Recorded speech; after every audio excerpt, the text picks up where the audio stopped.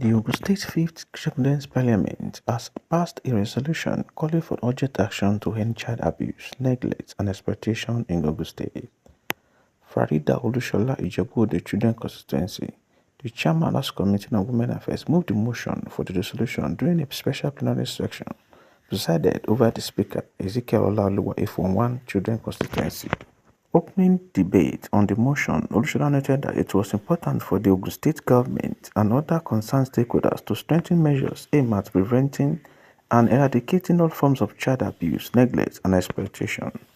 She expressed deep concern over rising cases of physical, emotional, and sexual abuse of children, as well as incidents of child labor, trafficking, and neglect. In their own contributions, Matilda Mudashir Abeokuta South, Oreoluwa Olaleye Abeokuta North underscored the importance of safeguarding the fundamental rights, dignity, and well-being of every child within the state. The majority leader, Teresa Oku, Odeda Children Constituency, moved the motion for the adoption of the motion, seconded by Rosemary Ilori, Ijebu North Children Constituency.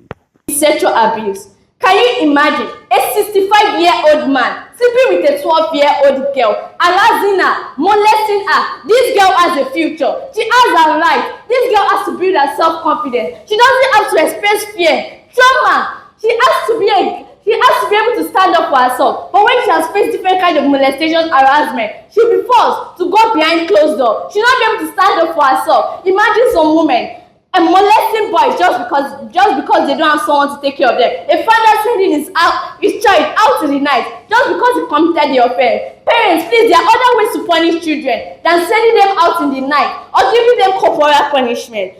And I'm rising up this morning to lend my voice on the motion that child abuse, neglect, and exploitation should be ended in our dear state, Ogun State.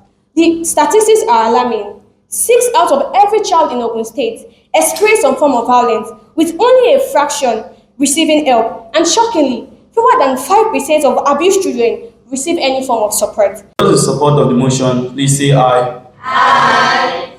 Those in support of the motion, please say aye. Aye. Those against the motion, please say nay. The ayes have it, and so that. The majority leader, Honorable Teresa, can you rise to move the motion for adjournment? The Speaker of Ogun State House of Assembly, Oluda Eselemide, and his deputy Latifat Ajayi, and the State Commissioner for Women Affairs and Social Development, Honorable Adijat Aldeleye, were in attendance. Eselemide commended the children in Parliament, saying they had told the world what they wanted. Often they should be given the opportunity or the chance to express themselves, which they did just this morning.